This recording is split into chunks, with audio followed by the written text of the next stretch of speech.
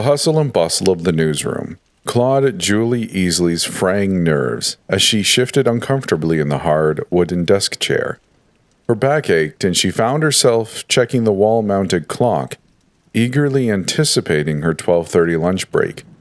Typical case of the Mondays.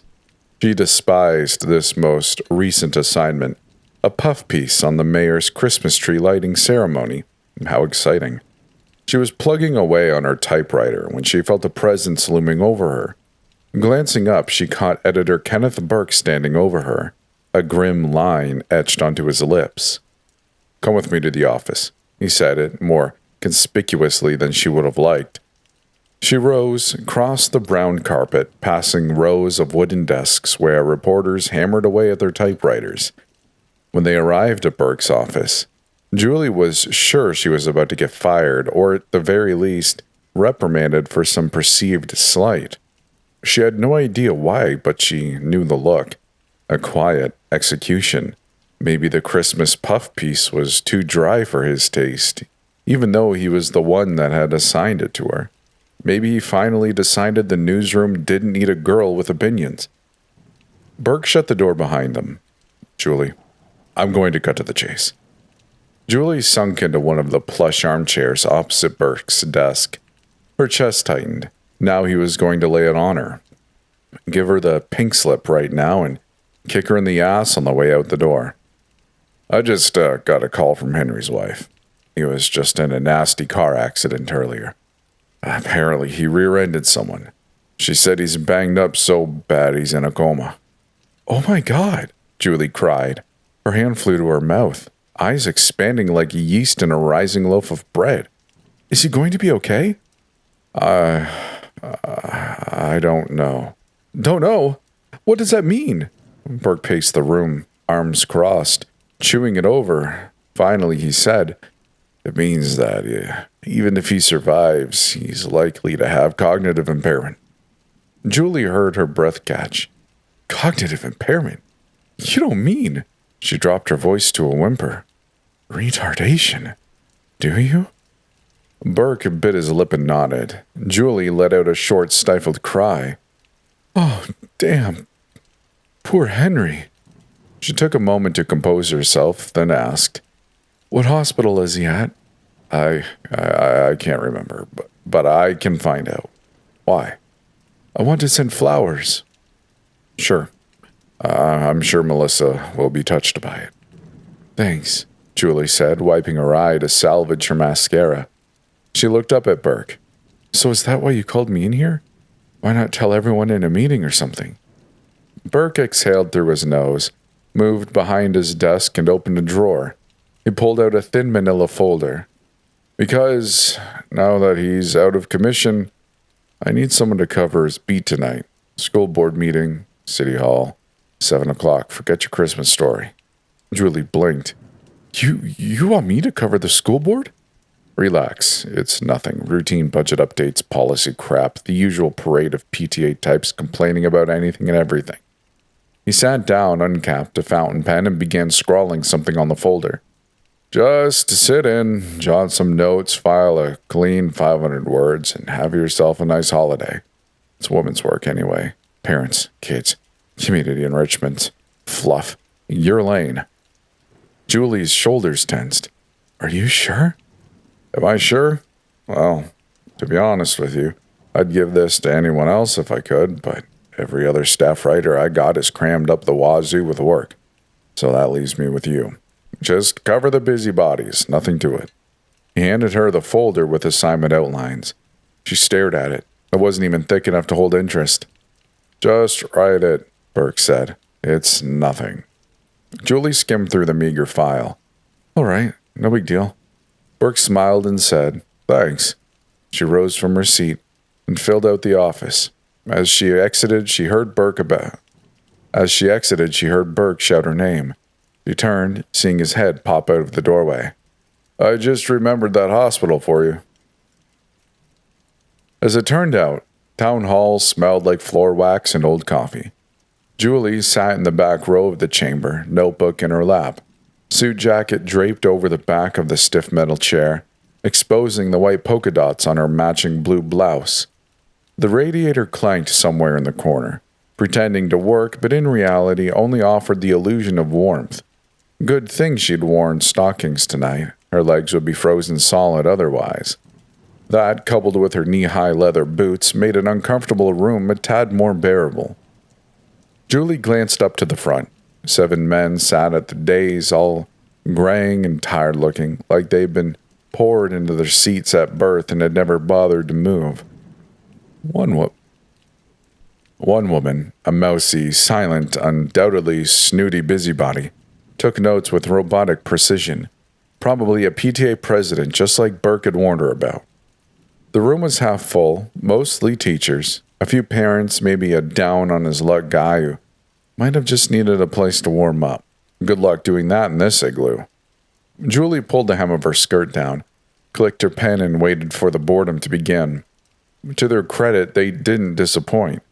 They opened with the Pledge of Allegiance, then a slow dribble of numbers, line item expenditures, cafeteria supply adjustments, a vote on whether to upgrade the gymnasium floor at Horace Mann High School. It passed unanimously. Gotta have taxpayer funding for those sports. She glanced at the meeting agenda. Just 2 pages. Somewhere around the second vote, a small note caught her eye. Item 5. Proposed budget adjustment. Child Advancement Division, CAD. She underlined it. The superintendent cleared his throat and leaned into the mic. The next item involves reallocating Title I enrichment funding toward the expansion of our existing behavioral support initiative, CAD, to additional participating schools, specifically William Leary Elementary, which has shown promising results.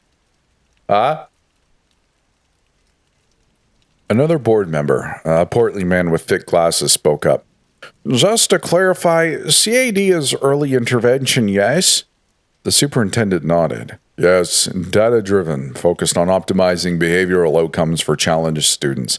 We've seen a 9% reduction in classroom disruptions since implementing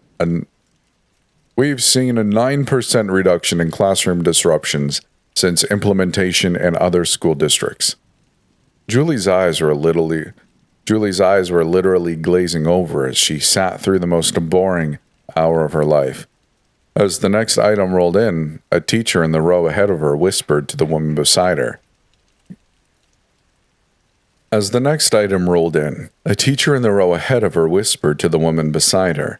You'd think with how many kids they're taking in, it'd be higher than 9%. The woman whispered in response, Hey, it's the season of giving. Took out a little devil from my first period. Didn't speak a lick of English. Hallelujah. December 9th, 1969. Late the next day, after filing the 500 words to Burke for review, Julie found herself consoling Melissa Compton, wife of Henry Compton, the bruised, battered, unconscious man lying behind ICU glass. Just a quick visit to say she came. The snow outside showed no signs of respite. Massachusetts was getting shellacked, wind-whipped flurries blowing sideways through a churning sky. It wasn't even 4, yet dusk settled on the horizon. The clouds swallowed up the sun in a gray, quickly darkening fog of malaise. Julie hated everything about winter, not just the short days or the ice rink sidewalks, or how every car in the city became a death trap. No, it was something deeper. Winter made the world feel sick. It wasn't just a season that sucked the life out of everything. It slowed things down, stretched out pain, made everything feel melancholy. Well, Henry was doing a good job proving her right. Melissa whimpered quietly in her arms. Julie stood awkwardly in her fanciest blue skirt suit she'd worn the day before, unsure if she was comforting or just standing there as a support post. She might as well have been a brick wall. She'd only met Melissa a handful of times. Office parties, Christmas functions, always with Henry at her side and a polite, brittle smile on her face that seemed fake and put on. Now, her makeup was smudged as she wept. Julie prayed none of that mascara would stain her jacket. She'd just gotten it dry cleaned. Have you eaten? Julie asked as she gently pulled away. Melissa shook her head. I tried. Hospital food's a joke. I don't want to leave him. I stood in silence for a moment until Melissa sank into her chair. Julie followed her down into the one next to her and placed a gentle hand on her shoulder. Julie stared through the glass into the ICU at Henry's still body. Tubes, a neck brace, the faint beep of machinery. They're saying he was drunk, Melissa said without looking up. Julie blinked. What? What did you say? Melissa sucked the crying snot back up her nose. Police report said he had alcohol in his system. Said he was over the legal limit. They're blaming the crash on him. What? How? He doesn't drink. I know. Okay, this is going to sound weird, all right? Julie's tone was guarded. What?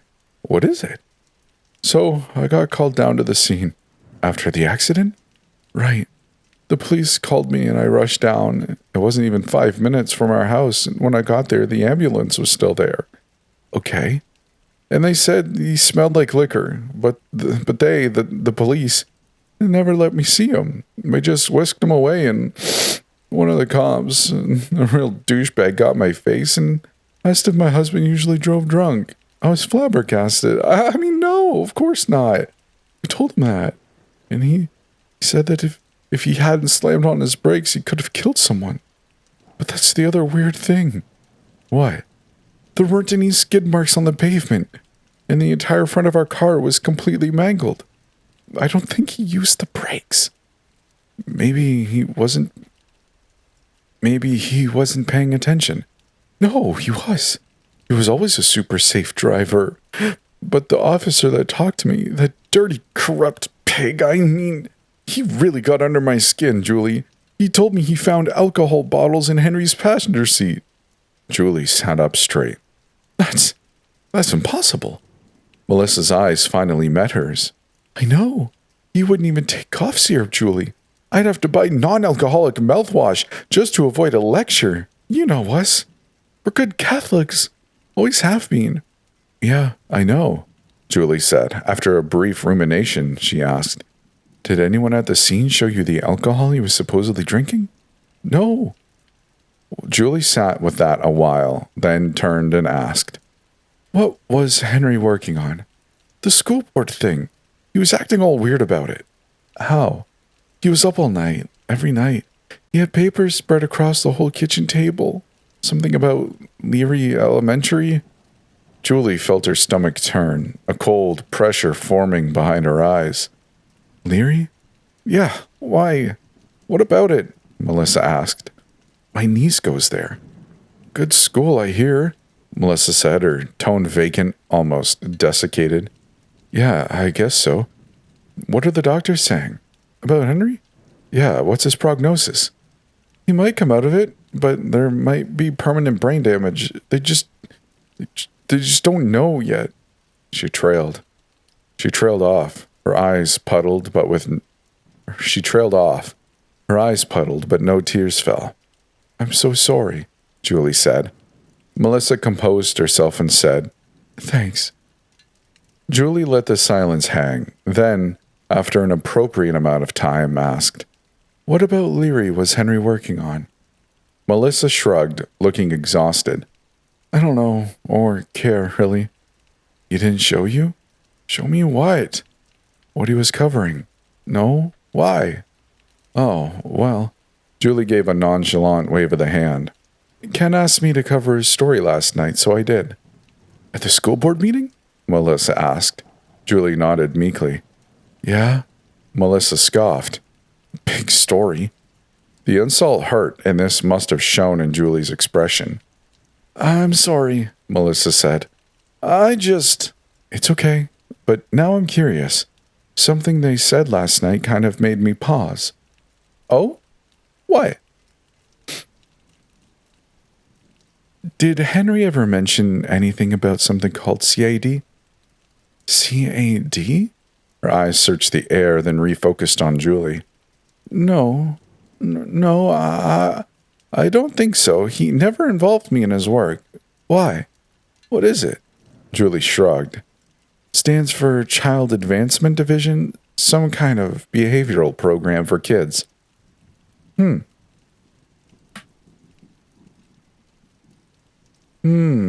Melissa pondered for a moment. No, I'm drawing a blank. I can give you his research and backgrounding and such if you want. He has a filing cabinet at home full of stuff like that. Julie offered a sad smile. Sure, thanks. I'm so sorry about Henry. I hope he pulls through. She reached into her massive purse and pulled out the flower arrangement she'd bought on the way. Melissa took it and broke down into tears again. This time, Julie's jacket was not spared.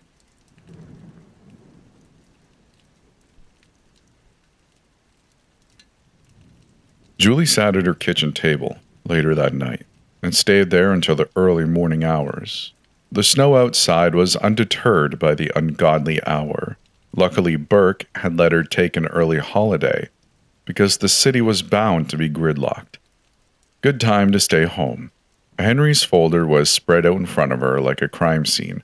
The papers inside smelled faintly of stale tobacco, budget printouts, carbon-copied forms, faded yellow legal pads with Henry's cramped handwriting spilling over the margins.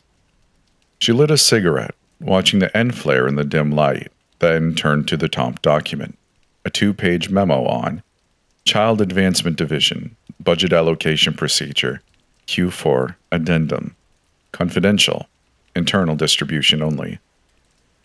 Per Article 5.7-B of the Behavioral Advancement Initiatives Clause, or BAIC, funds allocated via Title I Enrichment Adjustment, subsection E, may be conditionally redirected to Tier 3 advancement frameworks in accordance with the Bradley stratification model. Participating districts, see Form 6A, may submit reassignment rosters directly to the District-Level Reintegration Liaison, DLRL, pending approval from the Behavioral Pathways Oversight Subcommittee, BPOS. All transfers must be vetted using Standardized Optimum Alignment Protocols, or OAPs, and Behavioral Eligibility Indicators, BEIs, in accordance with Section 19 of the Corrective Outcomes Memorandum, COM-1948. Tier 3 participant tracking must be conducted by the hosting institution and shared quarterly via centralized outcome reporting platforms, CORPs, with the Department of Educational Reintegration and Surveillance, DERS, liaison branch. Julie reread the paragraph 3 times and still didn't know what in the world it meant. What was a Behavioral Pathways Oversight Subcommittee? She wanted to find out where they met and if the meetings were open to the public. Yeah, right. When the Dodgers came back to Brooklyn, she flipped the page. Henry had scrawled a note in red pen across the bottom. No mention of parental consent anywhere. Does transfer equal permanent? She turned to the next form, a beige copy of Form 6B, Tier 3 Reassignment Intake, Student Behavioral Reassignment Intake, Form 6B. This form is to be used in instances of sustained OAP noncompliance, see Checklist A2, in conjunction with BEI thresholds indicating misalignment from Group Standard Normative Indices, GSNIs. Tier 1, support exhausted. Tier 2, conditional deferred. Tier 3, reassignment authorized. Tier 4, expedient correction. Reassignment justification. Circle all applicable. Sustained disruption. Cognitive misalignment. Environmental displacement. Neurological risk markers. Other. Julie blinked. Neurological risk markers. Cognitive misalignment? What did that mean? There was no parent signature line, no teacher comment field. Just a single black-inked stamp at the bottom. Bradley Institute, in processing department. Another note from Henry. Kids are going missing. No return notes. No readmittance procedures. Above Tier 3 for reassigned. Where are the exit records? She kept flipping. Another note from Henry. These kids are on the shortlist for removal by January 1970 or earlier. Need to find their names. One handwritten list. Student initials. Next to each, Tier 3. No dates. No substantive explanations. Just CM Leary. V. Note. Histrionic. CM Leary. V. Note. Histrionic. Executive dysfunction. KM Vincent Hill. R. Note. ESL. JR Wallace. R. Note. ESL. SK Vincent Hill. R. Note. ASL needed. Deafness. AE Leary. V. Note. Manic tendencies. Hyperactive. ZR Wallace. V. Note. Insolent, angry outbursts. DP Leary. R. Note. ESL. JC Riverbrook. R. Note. Low IQ. Learning disabilities. Leary showed up 3 times. Julie circled it. She grabbed her notepad and scribbled a thought. What determines cognitive misalignment? Then she went back through the memo and underlined every vague phrase. Optimum alignment. Behavioral eligibility indicators. Neurological risk. Reintegration liaison. Environmental displacement. It was all corporate bullcrap language, she realized. Sanitized. Hollow. Designed to sound professional but say nothing. She sat back in her chair, smoke curling towards the ceiling. She looked at the page again. Bradley Institute, in processing department. She thought with a head-splitting throb, what does all this mean? December 19th, 1969. Hey, how's it hanging? Faye asked through the phone. Julie laughed and leaned back on her couch. Her big sister never failed to make her feel better. Good. Just bored. Lonely, I guess. You want me to come over? In this weather? I'd be mad if you did. There was a pause. Julie listened to the wind whistling outside her window. For once, it wasn't snowing. Despite the forecast from last night, the snowfall had let up. Now it had been replaced with wind ferocious enough to cut someone in half if they dare stepped outside. Still didn't matter in the slick road department. How's Addie? Julie asked. Faye laughed. Oh, she's great. A bundle of joy. Well, most of the time. This made Julie crack up in tandem. Once the chuckling diminished, Julie asked, How's your school? Oh, typical second grade. Julie wanted to tread carefully here, she asked. By chance, have you ever heard of CAD? CAD? Faye asked. Stands for Child Advancement Division, apparently some kind of behavior program in the school district. There was a long pause on the other end, until Faye said, Oh, yeah, I remember getting a flyer back in maybe early September, I think. Julie shot up. You did? What did it say? Do you have it? Why do you care, Jules? You don't have kids. Do you have it? Julie heard herself shouting as she rose from the couch and paced the room back and forth. What? Geez, why are you yelling? Calm down. Julie took a breath and squeezed her eyes shut. Sorry, I might be onto something. Onto what? Should I be worried about Addie? What? No, nothing like that. But I'm just curious about what it said. Oh, geez. Okay, let me think. Sorry, it was a while ago and I just kind of glanced at it. I didn't really read it. Just skimmed the thing and threw it away. It's fine. Just anything you can remember. She sat back down. It was talking about a new pilot program. It was for behavioral something. Excellence. Yeah, behavioral excellence. That was it. Anything else? No, not really. Has Addie said anything to you? No, why would she? I don't know. Jules? What? Are you feeling all right? Yeah, I'm fine. You don't sound fine. Sorry, I don't mean to sound paranoid. It's okay. Work stress, you think? Probably. She paused. Hey, can you do me a favor? Sure, what? Can I talk to Addie real quick? What? No, she's in school. Besides, why would you? So you can grill her on how weird it is? Maybe later when she gets home? No, you need to get over this. Faye, come on, Do you hear yourself? I'm serious. There's something weird going on and I don't know what. Jules? No. You need to take some time off. Could you just ask Addie if she's noticed anything weird at school for me? No, Jules. Call back when you've gotten a good night's sleep. The line clicked dead. Julie sat back and sighed. Julie stood outside Leary Elementary at 2:40 that afternoon, 10 minutes after the bell rang. She wanted to avoid the gaggle of schoolchildren, and aside from the occasional straggler, was successful. That pesky wind from earlier had kept up unabated, slapping at her wool coat and clawing at her eyes. The sting was sharp enough to make them water and freeze the tears. Leary Elementary looked like any other public school in an East Coast city. Squat, brick-faced, institutional. A red and green banner over the entryway happily announced that Christmas break was a few days away.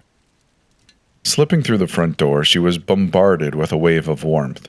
She blew into her hands as she stepped inside. Immediately to her right sat the office, a stuffy and beige amalgamation of wood paneling and bored-looking people. Old heating ducts moaned through the walls as a receptionist sat behind the desk, flipping through a binder with the kind of deliberate slowness reserved for bureaucrats who wanted you to know you were interrupting them. "Can I help you?" she asked gruffly without looking up. Julie smiled with practiced effort and put on a sweet charm in her voice. "Julie Eisley from the Beacon. I was hoping to speak with someone about the new behavioral pilot program, the CAD initiative." That made the woman look up and peer over the rim of her glasses. "Do you have an appointment?" "No, but I figured I'd stop by and see if the principal might have a minute." "Do you have ID?" "Yes." Julie fished through her purse, fumbled her driver's license out of her clutch, and slid it across the desk. The woman gave it a cursory glance, then handed it back. "Do you have press credentials?" Julie rummaged through her bag again, knowing what she'd find. Nothing. Her press lanyard was back at the office, or maybe in the kitchen junk drawer. She wasn't even sure she still had it. She'd never had a reason to flash it. It wasn't like she was breaking massive stories. Regardless, the woman didn't wait for an answer. "We don't do unscheduled interviews during school hours. You can call the district office and put in a formal request." "Sure," Julie said, keeping her voice even. "Do you have a contact name?" The receptionist scribbled a phone number on a pink message pad and handed it over like a parking ticket. "Someone from administration should be able to help you." Julie nodded and turned, pretending to leave, but instead of heading for the exit, she drifted toward a row of plastic chairs near the front windows and sat. "I can't stand this cursed weather," she said. "Just need to warm up a minute." Instead of engaging in friendly banter like any other receptionist might, this one didn't even look up. Julie waited for what she wasn't sure. She cursed her lack of experience investigating these kinds of things. She'd been out of journalism school for nearly a decade and hadn't retained many of the skills she'd once had. She needed some sort of plan here. The office was quiet as she sat, save for the faint squeak of a rolling cart down the hall. She watched the minute hand on the wall clock tick forward. Suddenly, a door opened across the hall to her left. A woman in a pale green sweater and brown slacks stepped into the hall holding a red folder. Behind her, for a fraction of a second, Julie caught a glimpse through the parted doorway. A young boy, no older than 7, sat crisscross applesauce on the floor. He sat facing the door, so Julie got a look at his face. He was crying, his cheeks red, his eyes puffy and swollen. He wasn't reading, for he had no book. He wasn't writing, for he had no homework. Nothing about him suggested he was in a school setting. He was just staring at the woman's back, sniffling. A single sob broke from him. The sweater woman Julie guessed she was a teacher, stopped mid-stride, spun sharply, leaned her head in the classroom, and hissed through her teeth, quiet enough that Julie had to strain to hear. "Shut up! If you keep making a scene, you're getting sent away like the bad kids. Do you want that, David?" The boy shook his head and wiped his nose with the back of his hand. "Good. Stay right there." The woman let the door shut this time.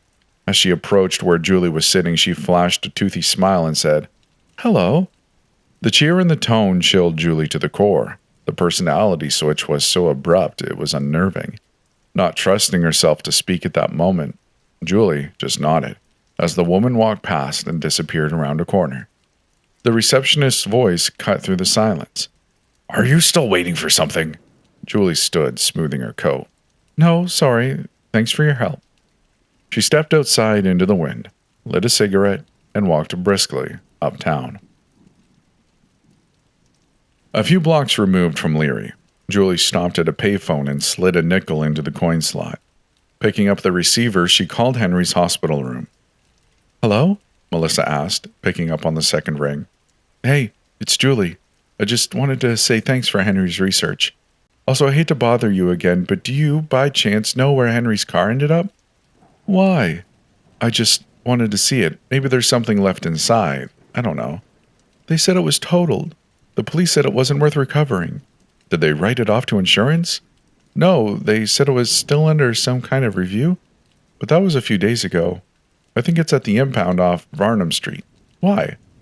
"No reason. How's Henry?" She heard Melissa sigh. "He's still comatose. No improvement." "I'm so sorry." "Thanks." She paused and then asked, "Hey, do you think there's something going on? I guess what I mean is, was Henry onto something?" "Yeah, I think he was." "What?" "Something's going on in our schools." "What?" "I'm not sure. I'm looking into it." "All right.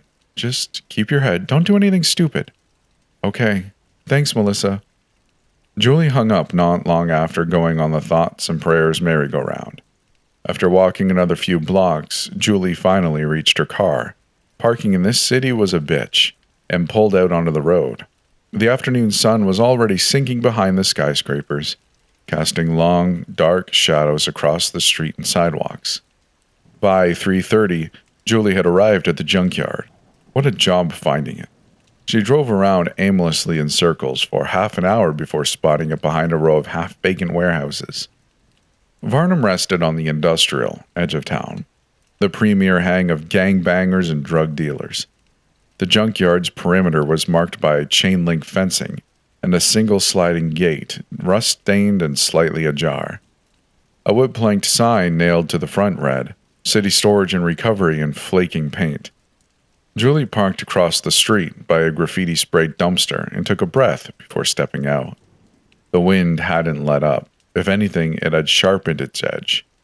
Her coat collar flared open as she crossed the road and made her way to the office, a lopsided shed with a yellow porch light flickering above the door. Inside, a man wearing a ratty brown sweater sat behind the counter, thumbing through a stack of paperwork and chewing a toothpick. Julie was almost surprised a man this dingy could read and write. Probably was a druggie, judging by his pocked face, bloodshot eyes, and corn kernel teeth. "Yeah, what's up?" he asked without looking up. Julie cleared her throat. Yes, I'm Melissa Compton. I'm here about my husband's vehicle. Name was Henry Compton. I was told it might be here." She winced internally as she anticipated the next question. "Got ID?" It meant she'd have to come back after dark and climb the fence, and she didn't want to get slapped with a breaking and entering charge. He glanced up, then down at the clipboard near his elbow. He flipped a stained page. "Yeah, that one's still here. Police haven't filed a full transfer yet. Row 9, green sedan or all what's left of it. I can't claim it yet, but you can grab any possessions that ain't mangled." "Thank you," Julie said softly. Mercifully, she followed his jutting thumb through the office and pushed through the rear door. Stepping back out into the cold, her boots crunched across gravel as she sauntered to the back lot. She was surprised at the lack of security here, but a dump like this probably wasn't very high up on any criminal's hit list. Despite the rough area, The remaining blue in the sky was quickly being replaced by orange-tinted purple. The lot sprawled out in front of her in all directions, with rusted-out frames cluttered together like corpses dumped in a trench. She passed a hatchback with half its roof sheared off, a station wagon with rat-infested upholstery, a husk of a burned-out pickup truck. The metal groaned with each gust of wind. Row 9, located near the back of the lot, and labeled with a spray-painted square of plywood, wasn't difficult to navigate. The aisles, she had no other way to describe it, but like the layout of a grocery store, were wide and everything felt organized amongst the visual chaos. She found the car and winced, a mangled mass of green steel, an annihilated front bumper, a caved-in wheel well and blown-out windows. Quite a hit. No wonder Henry was bedridden. Julie circled it slowly. A spiderweb of fractures spread out across the windshield. The roof had partially collapsed inward, the force of the impact crumpling the driver's side door. The lip of the door looked like it had been jimmied open, probably by paramedics or police. Inside, the dash was fractured, causing the glove box to hang open slightly. She reached in through the broken window and tugged on it until the compartment door snapped off its hinges and skidded onto the passenger side floor. Inside the compartment, she spotted a pocket cassette recorder. To her dismay, the plastic casing was cracked down the center, the playheads jutting out through the display window, tape billowing out of the numerous cracks like worms after a rainstorm. She reached in, brushing glass aside, and picked it up. She pressed play. Nothing. Figured as much. She tucked it in her coat pocket anyway. She knelt down. The gravel dug into her knees as she peered beneath the car. The undercarriage was rusted, spotted with grimy black soot, interspersed with splashes of oil. Then she saw something that turned her blood to ice. The brake line was cut clean through. The edge of the rubber was smooth. Whoever had done it had probably used a pair of pliers or garden pruners and snipped it. She reached out and touched the end. It was dry, but there was a faint gummy residue along the edge. She swallowed hard. The wind hit her square in the face as she rose to her feet and uneasily stepped back from the car. She looked around the lot. No one was around, or so she thought. Had she been aware of her surroundings, she would have seen the parted window blinds from the office building and seen the wide, dilapidated pupil observing her every move. But Julie didn't notice. Instead, she spun on her heels and fast-walked head down through the parted fence and back to the sanctity of her car, feeling an overwhelming sense of paranoia. She got down on her stomach, lying prone on the asphalt, and checked her own brake line. Intact. She got in and sped away. And that's the end of part 2. I hope you enjoyed it. If you did, let me know. Leave a comment if you're on YouTube, or I guess you can do that on Spotify and other places too, but I appreciate it if you like the video. Maybe send this series to someone else who might like these true crime, although it's fiction, but true fictional crime stories like this one. And Jarrett makes some great stories. I hope you did enjoy it. A huge shout out to my patrons if you're watching. Your support really does mean the most, as you know. I just appreciate you for being here. Thank you for listening. I hope you enjoyed it. We'll see you in the next one. But Julie didn't notice.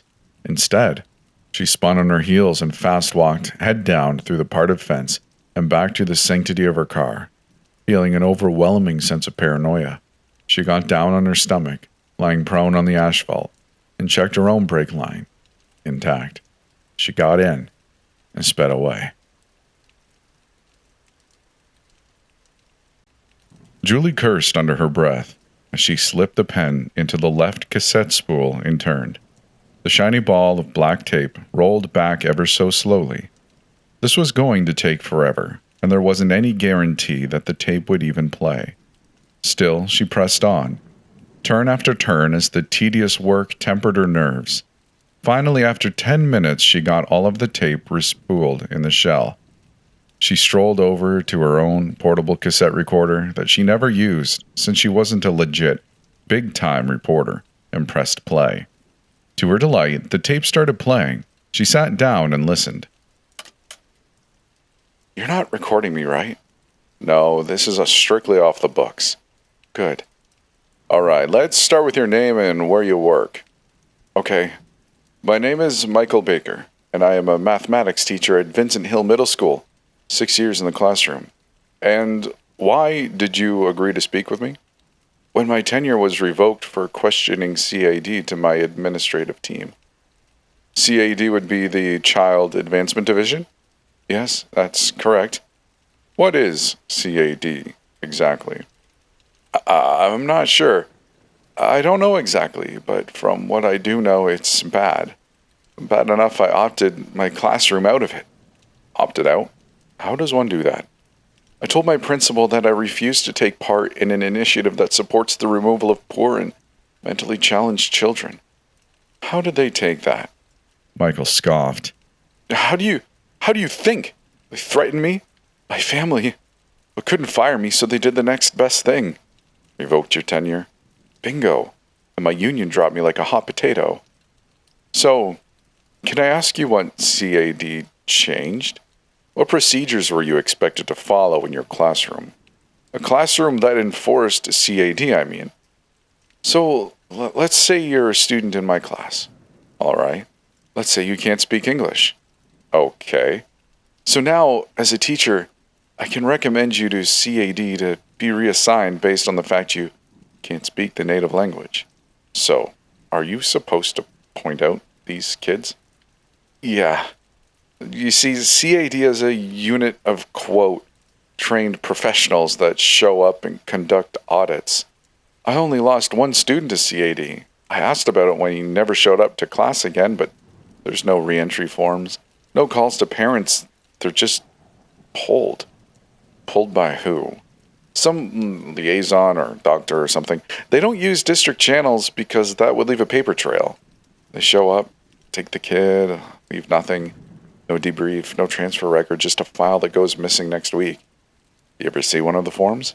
Yeah, a big bundle slipped into my inbox in my office by mistake. One of the forms was 6B, Tier 3 reassignment.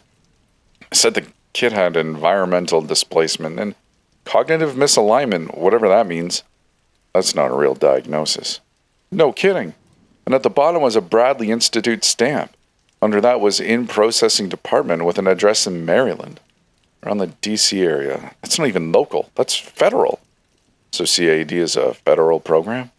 I don't know if it's an official Washington thing. I mean, even if it was, you'd never know for sure, but it's protected like it is. This CAD program started in 1948, and you're not supposed to know it exists. At least not in this sense. Parents are given this clean, sanitized version of it, but guess what? You won't find it on the official district charter. I checked. The funding leapfrogs the school district and comes down through Title I reallocation. You know that off the top of your head? I made the mistake of reading the Q4 allocation brief. I still have a bunch of papers if you want them. Yes, please.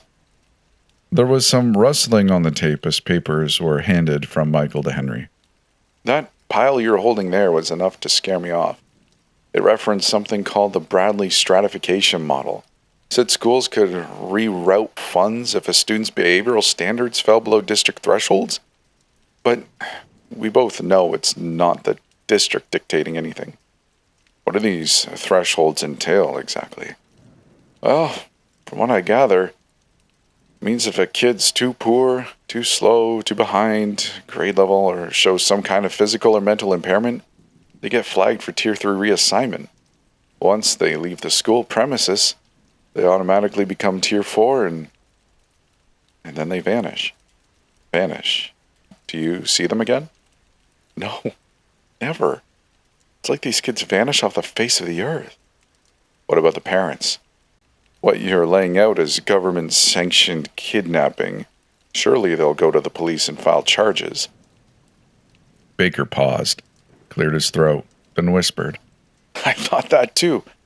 But listen, whoever this group is, the police is in on it. Look, I'm not supposed to know this because these dots weren't meant to be connected, but I was skimming the newspaper the other day, right? And I swear to God, one of the kids who was reassigned from our school, her parents had died in a house fire just a day or two later.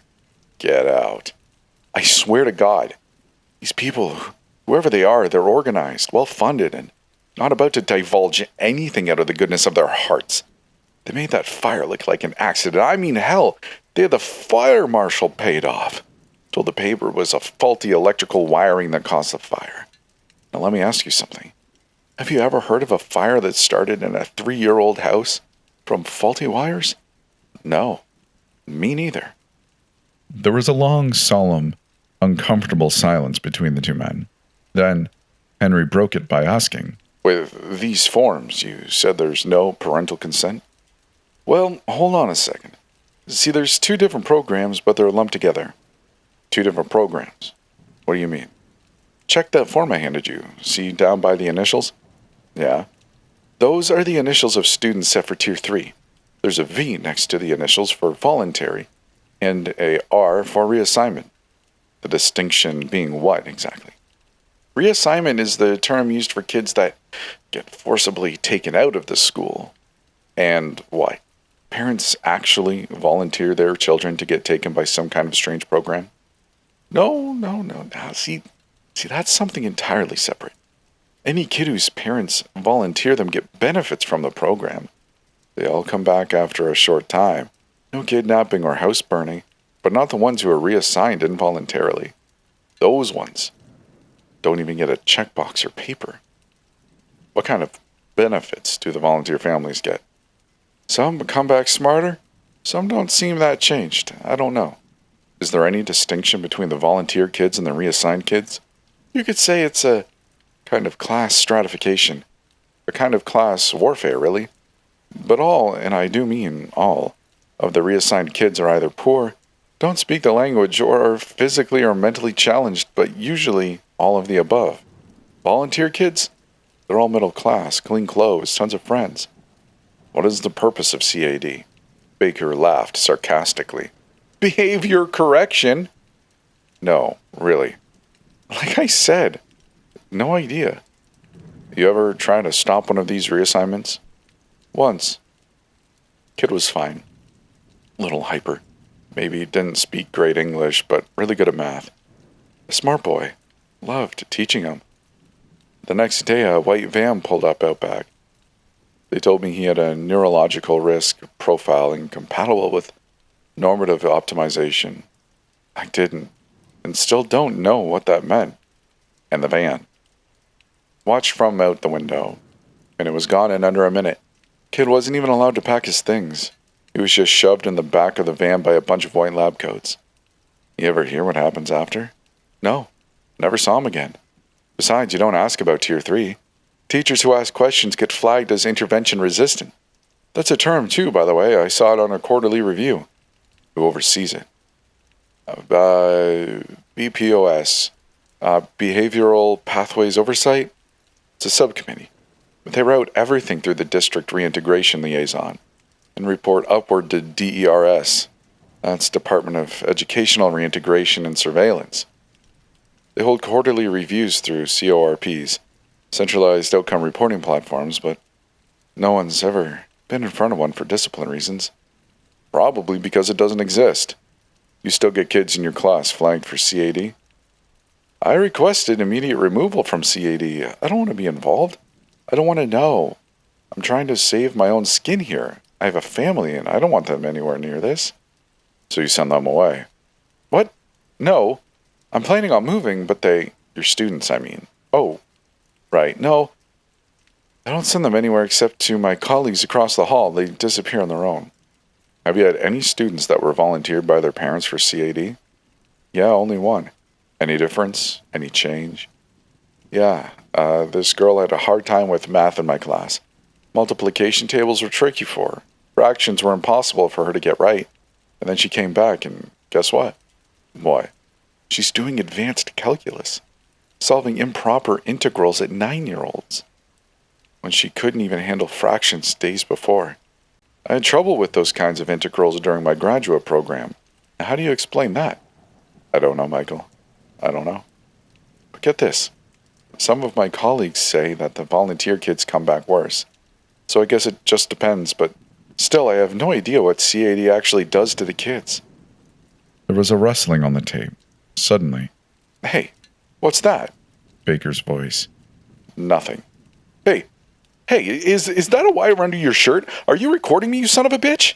Commotion and shouting consumed the tape before it abruptly ended. Julie felt numb, didn't move. She stared at the tape on her kitchen table, smoke curling from her untouched cigarette in the ashtray. It had burned halfway down and collapsed into itself. She had taken a single drag. She leaned forward slowly, rewound the tape part way, taking note of the counter rolling back the number she had just jotted down, and pressed play again. "Neurological risk profile incompatible with normative optimization." She stopped it. That was the phrase. Julie pulled Henry's folder from the edge of the table and flipped to a page she'd underlined days earlier. The corrective outcomes memorandum. She ran her fingers over the line. All transfers must be vetted using standardized optimum alignment protocols, OAPs, and behavioral eligibility indicators, BEIs, in accordance with Section 19 of the Corrective Outcomes Memorandum, COM-1948. The Truman Administration. Same year Baker said the program was founded. She turned to Form 6B again, studying the boxes, the acronyms, the blank fields where a parent's signature should be. No signature line, no teacher field, just Tier 1 support exhausted, Tier 2 conditional deferred, Tier 3 reassignment authorized, Tier 4 expedient correction. Expedient correction. She circled it in thick ink. Then again, harder. Her knuckles blanched as the pen tore through the paper. She grabbed her notebook out of frustration, now looking like paranoid drawings from Charles Manson, and wrote, Tier 4 equals after removal, where kids vanish. No readmittance above Tier 3 for the reassigned, but there is for volunteers. Why? What differences are there between the programs? What does expedient correction mean? Medical, institutional, fatal. She turned back to the initials page. Her eyes scanned the Leary entries again. CM, Leary V. Note, histrionic, executive dysfunction. AE, Leary V. Note, manic tendencies, hyperactive. DP, Leary R. Note, ESL. Julie drew a line under each, then she flipped to the Q4 budget allocation memo. Her eyes skimmed to the relevant clause. Funds allocated via Title I Enrichment Adjustment, subsection E, may be conditionally redirected to Tier 3 advancement frameworks. She circled redirected and wrote next to it. Redirected equaled laundered, maybe? Bypasses local budget, no visibility. Leary gets the money, but not the school, at least not officially, not the teachers. Where does it go? Facilities? Some kind of research. Not on district charters, so it doesn't officially exist. Plausible deniability. She added a final note. Voluntary versus reassignment. V equals voluntary equals benefits. R equals reassignment equal gone. Why lump them together? For optics or some other reason? Julie stared at the list again. What was she missing? CM, Leary, AE, Leary, DP, Leary. Her eyes locked on the last one, DP. Then she knew. An epiphany. She bounded up from the counter and clutched the sides of her head with her hands. Holy crap! She thought back to the boy in the classroom, the way he sat, cross-legged on the floor. DP, David, the way the teacher had snapped at him, had made him cry. D could stand for David. She immediately cooled. It didn't prove anything. Could have been Daniel, Dylan, Derek. Yet he went to Leary, and he was in that room, and he was crying. Something inside Julie told her it was him. She scribbled on her notepad. DP Leary. David? Sent away as Tier 4? No return protocols in CAD documents. No mention of readmittance.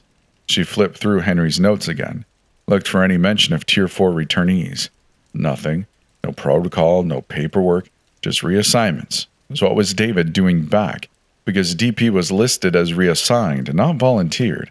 And Baker had said no one who was reassigned came back. Or maybe he hadn't gone yet. Maybe his reassignment was imminent. Julie stopped herself.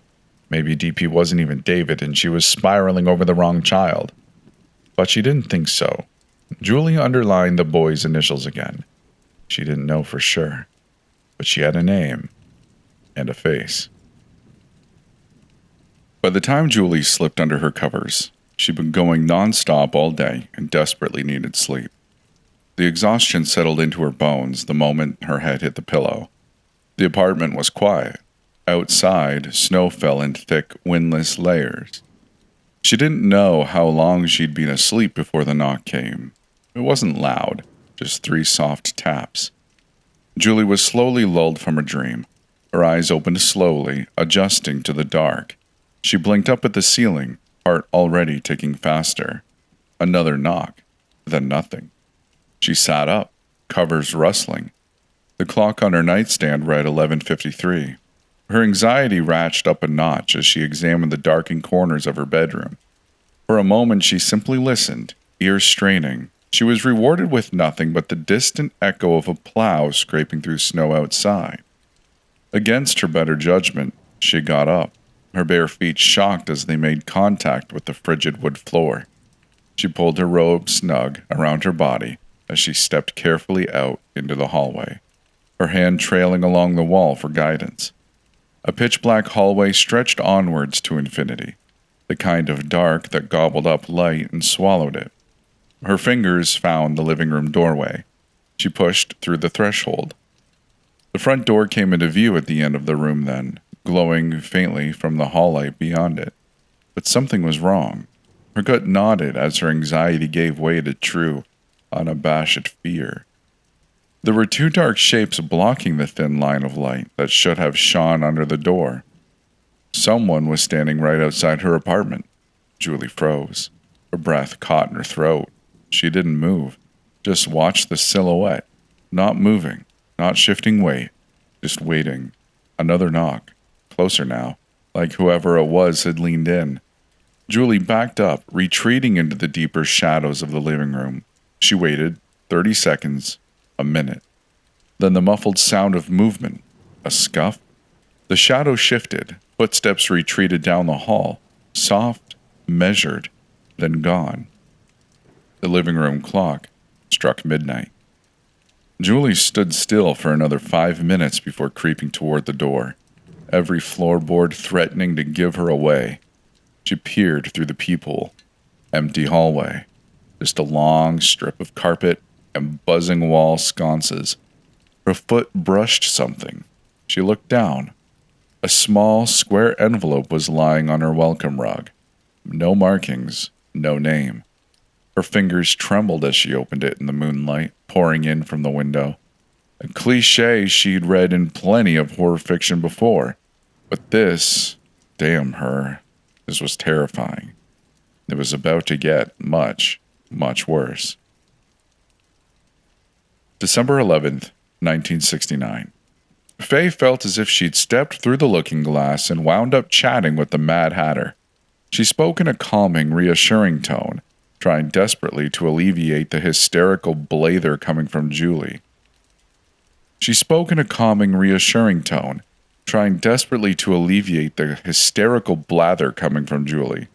It was a horrible hour for a call, but on a school night, Faye had to bite her tongue to keep from shouting at her sister. She had been stewing in unease ever since the phone call with Julie earlier that morning. What had gotten into her? Her ranting was nonsensical.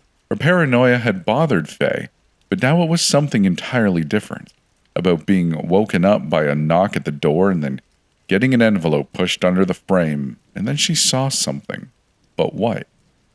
Julie, listen. I need you to slow down and tell me exactly what happened. Okay. I saw something really bad, and I'm terrified and I'm losing my mind and, oh, damn. Julie, please, I'll call you an ambulance. I don't need an ambulance. The tone on the other end clipped from the scream. Faye held the receiver away from her ear reflexively, listening for the outburst to quiet down. When it did, Faye repeated, "Just tell me as best as you can, sis. What happened, okay? A sniffle. Okay, so I opened the envelope. Okay, and then what happened? What was in it? A note. A note of what? You know, Henry Compton? No, who is? My coworker. He's dead. Faye felt her heart skip. What? What are you talking about? The note. What did it say? That he's dead. That they killed Melissa too. Oh, dear God. Faye felt dizzy. And then it said, care to join them, Julie? And it had all my information on it. My name, address, social security number, bank account number, everything. Hell, even where I went to elementary school. Faye thought Julie had gone mad. It reminded her of her ex-husband and why she divorced him. Okay, Jules, listen to me. If what you said is true, it is. Okay. I believe you. Call the police. Show them. No, they're in on it. They'll kill me. Listen, call them. Let them help you. They'll burn my house down. Faye felt herself shift. Her concern was morphing more into annoyance, perhaps concern for Julie's well-being. Okay, Julie. What hospital did he stay at? No, I can't tell you. They'll know you called. Then tell me just in case, Jules. What if something happens to you? What if they come back to you? I need to know where you've been poking. I won't do anything, I promise. Reluctantly, Julie told her. It took some more cajoling before she hung up.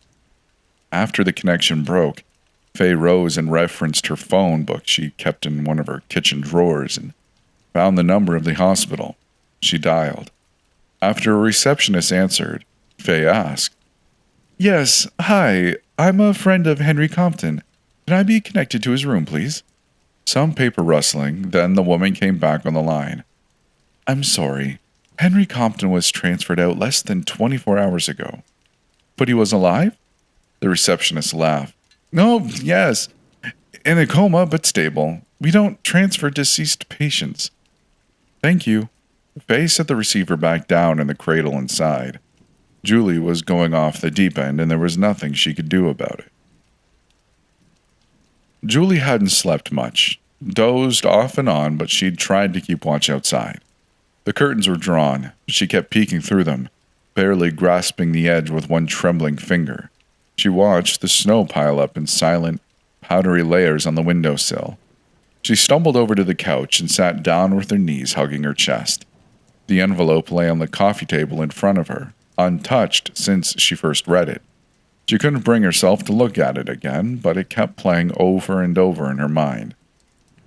Dear Julie Eisley, if you keep staring, you'll see something you'd wished you hadn't.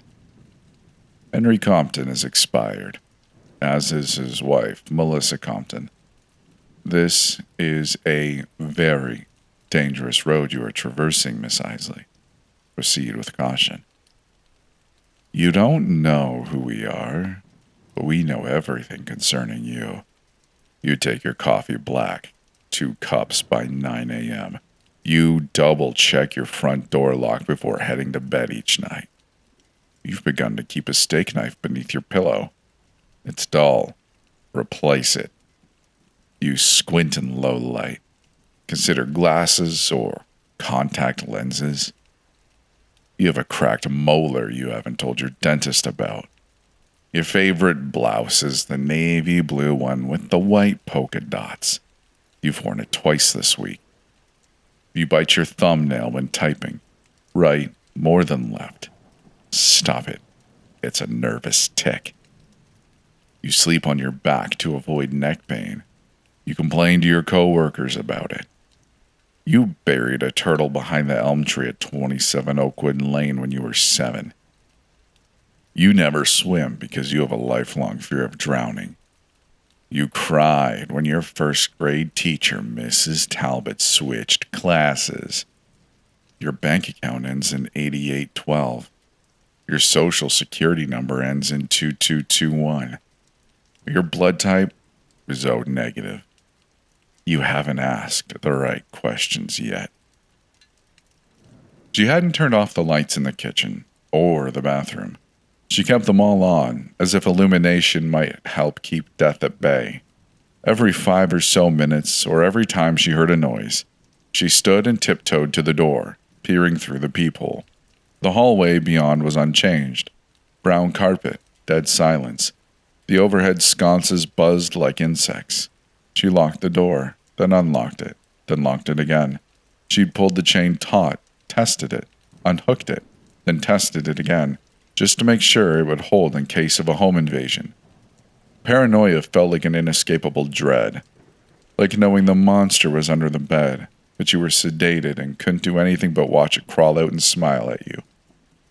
She moved to the kitchen, managing to pour the pitcher of water everywhere but the glass, and took a sip before spilling it down the front of herself, because her body was shaking too much to keep her stable. Her stomach turned inside out at the thought of ingesting anything else. The heater kicked on. She jumped so hard she yelped from surprise. The phone rang once earlier and she nearly had a heart attack. She hadn't answered and left it off the hook after that. By sunrise, she was crouched beside the window in her bedroom, watching the alley below, just snow and wind. But something in the shadows stirred, just for a second, and she flinched backwards, slamming her elbow against the wall hard enough to cause a radiating pain that shot up her arm and into her fingers.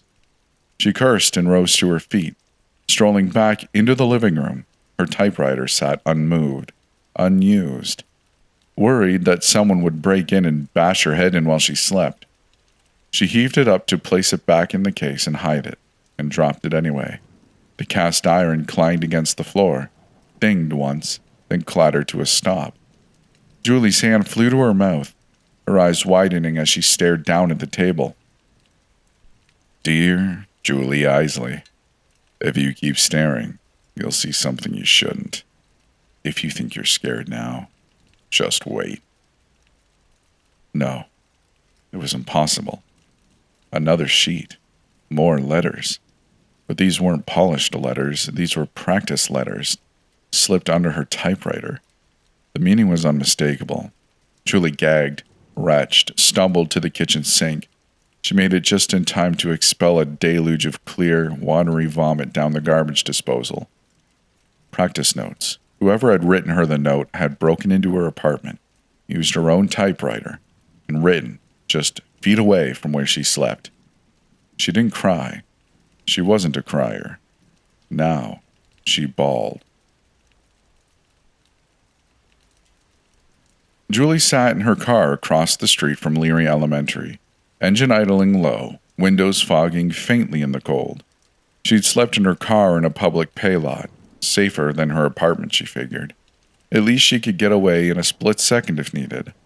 Regardless, the bags beneath her eyes felt like weights sewn into her face, and her back and legs ached from being constrained to the car seat for hours. Despite this, she still felt alert, wired. Her coat was tossed into a ball in the passenger seat, her heater working overtime. A half-burnt cigarette drooped between her fingers, the ash spilling onto her lap unnoticed. She parked far enough from the school to avoid suspicion, but close enough to watch the rear exit. The staff lot. Fewer parents back here, fewer eyes. It was 2:35, and the last bell had rung 5 minutes ago. Kids began filling out the main entrance in chaotic little clusters, their laughter distant and muffled by the frosty windshield. She watched, time passed in lurching chunks. Her fingers twitched on the steering wheel, eyes darting toward every movement. Then she saw him, a small boy, dark hair, wearing a flimsy jacket shivering in the cold, standing near the corner of the building with that same woman she'd seen chastise him the other day. He rubbed one arm, the frigid weather no doubt, and looked around like he was waiting for someone. Julie's breath caught it. It was him. It had to be David. She grabbed her documents from the passenger seat, flipped to the list. DP, Leary. She didn't know his last name, but the initials, the age, the face, the way he looked at nothing, the way he waited. Her door handle twitched. She almost stepped out. Then she saw a flash of movement and saw it. A white van, no markings, painted over windows on either side. It pulled up behind the building, silent, efficient. Not fast, not slow, just purposeful. A gaggle of men stepped out. Not teachers, at least not any kind Julie recognized. They all wore long, pale coats, something official, medical maybe. Baker seemed to think so. Still, she didn't have a clipboard or any papers to jot down notes. But she had something better, a camera. Squinting through the viewfinder, she began snapping shots. The woman approached David and whispered something in his ear. He didn't resist. He looked at his feet and then followed. The back door of the van creaked open. Julie took more photos of the woman teacher, getting the faces of each of the lab coat men. A gallery of David being pulled into the van, a picture of the van's license plate. Julie's hand flew to her door handle again. She stopped. What would she even do? Charge across the street? Shout? The boy was yanked in before she could make any hasty decisions. The woman climbed in after him. The door shut. The van didn't burn rubber on the way out. It simply rolled forward, turned at the end of the lot, and disappeared down the block. Julie was still staring at the corner when she realized her nails had dug half moons into her palms. She couldn't move. December 12th, 1969. The DMV's hours on Polk Street were reduced on Fridays. Even so, Julie stood outside promptly at 10 a.m. to see if she could get answers on the van's license plate. She'd gotten her photo reel developed at Kmart late yesterday afternoon and had gotten clear, distinct pictures of everything, van plate included. Julie strode in, chin lifted just enough to look like she belonged. It was all a facade. She was scared to hell. Her eyes fell upon the lonely sucker instantly. Dean Rourke. Hair slicked back in that stubborn 1950s greaser way. Shirt tight around the shoulders, a tie knotted like he still believed in things like protocol and morning briefings. His desk nameplate was scuffed but legible, and he wasn't old, mid-30s maybe. Julie approached, slowly, mustering up all the confidence her eroded nerves would allow. She smiled like she'd seen him before and fluttered her eyelashes at him like a stupid schoolgirl. "Hi there," she said softly, just loud enough for his ears and no one else's. Dean looked up, startled as she slowly unbuttoned the top of her blouse, exposing her cleavage. She watched his posture shift, spine straightening, pupils adjusting. "Can I help you, miss?" She leaned on the counter, her body curved delicately toward him, showing off her curves. She set the folder down and slid it open with care.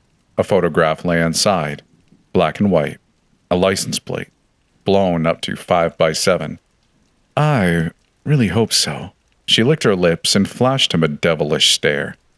"I'm looking for the owner of this van. You think you could help me?"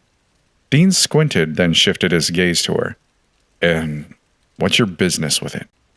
Julie smiled and shrugged, pulling her leather gloves off one finger at a time. "Let's just say it's an investigative matter." She cocked her head. "Between us." Dean raised a brow. "You, law enforcement?" "Do I look like a cop?" "Yeah, kinda."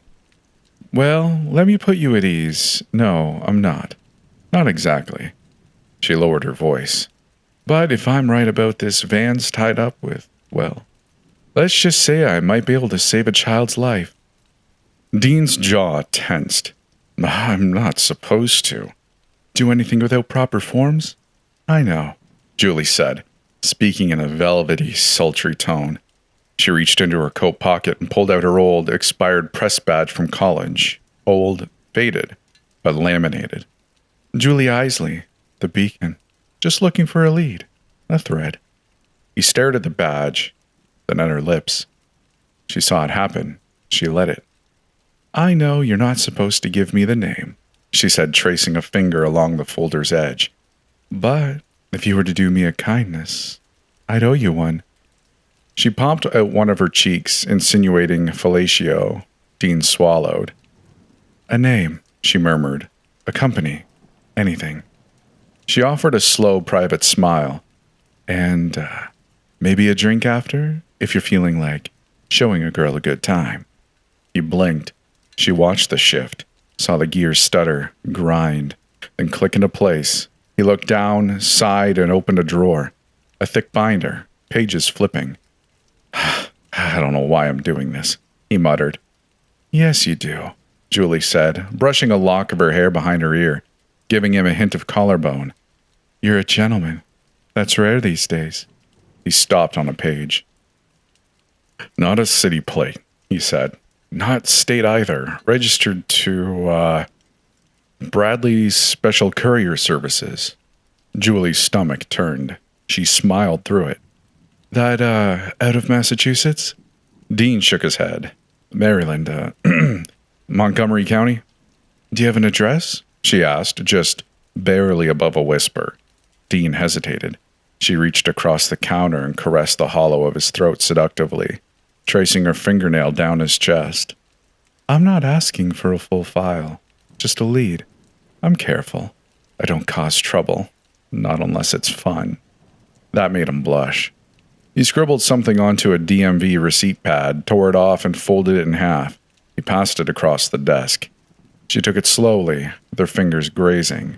She tucked it into her coat pocket and gave a small, genuine smile. Then she reached into her purse, pulled out a lipstick-smeared receipt, and jotted something on the back. My number, she said, in case you want that drink, and other things.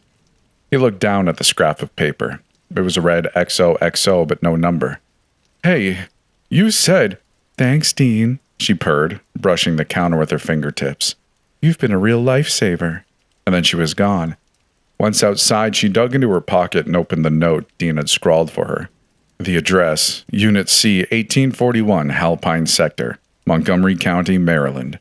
She had her sights set on it. Sitting in a drive-in restaurant during the midday lunch rush, a burger half-eaten, Julie shuffled deeper into Henry's stack of papers, guzzling a milkshake as she pulled out a manila folder she hadn't gone over before. It had pencil mark in the corner, Q4 allocations, Bradley. Inside, a thick batch of photocopied documents, some stapled, others paper-clipped, all of them looking like they'd been crammed in haste. The first few were dry, federal budget memos, pages filled with dense jargon and acronyms. But then came something different, a cost ledger. Top sheet, internal use only, Bradley Institute for Behavioral Advancement, quarterly expense report, October to December 1969. Funding channel, Title I enrichment adjustment, subsection E, diversion authorization, behavioral advancement clause, section 5.7-B. Routing agent, Department of Educational Reintegration and Surveillance, DERS. Memo origin, Behavioral Pathways Oversight Subcommittee, BPOS. Final approval, Kessler, H.A. Regional Medical Consultant, Bradley Institute, Maryland Division. Expense breakdown, Tier 4 program, Site C, $32,750. For IQ test batteries, Stanford, Binet, and Weschler, assorted formats. $48,300. Neurological imaging equipment, contracted via MedRay Systems, D.C. $18,900. Class 4 hallucinogens, psychotropic testing batch, Schedule 1, marked as conditional research only. $9,240. Surgical scalpels, forceps suture kits, Grade A pediatric spec. $11,000.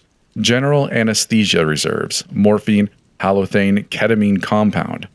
$6,400. Steel frame restraint cots, child-sized. $3,200. Reinforced windowless transport units, unmarked. Includes Bradley Courier Service logistics surcharge. $7,100. Audiometric and speech pathology diagnostic tools, Tier 3-B classification. Note: per memo COM-1948-41, these costs are approved for indirect routing via Title I Enrichment Fund reallocation. All expense justifications to be omitted from LEA, Local Educational Agency, disclosure reports, for internal use only. Julie's mouth went dry. These weren't just student evaluations or behavioral programs. These were procedures, trials, controlled testing. The name Kessler jumped out at her. She rifled back to the first page and saw his signature scrawled confidently in blue ink above a stamped approval date, 11/23/69. Kessler, regional medical consultant, not school board, not even district. A doctor? She turned to the next document and found a shipping manifest. Destination Site C, Riverbrook Treatment Annex Courier, Bradley Special Courier Services. License number BR-8812. Contents classified. Appendix C, 6 times crates. Anesthesia compound, 3X containers.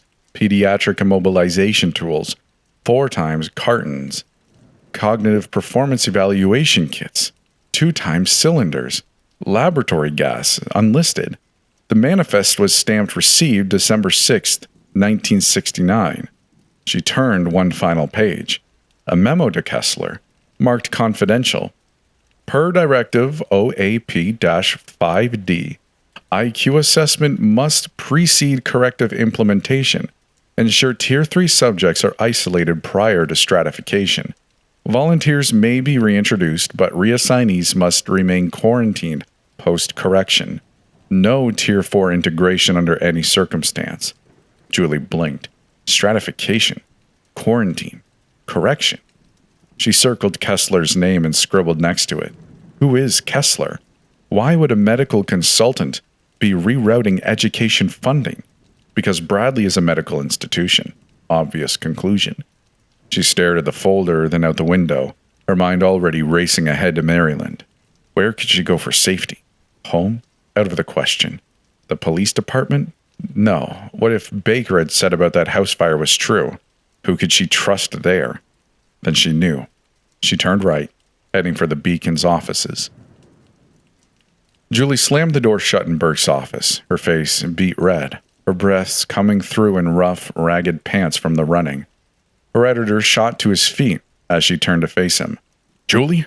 What in the world? I've been trying to call you for days, but your phone's been off the hook.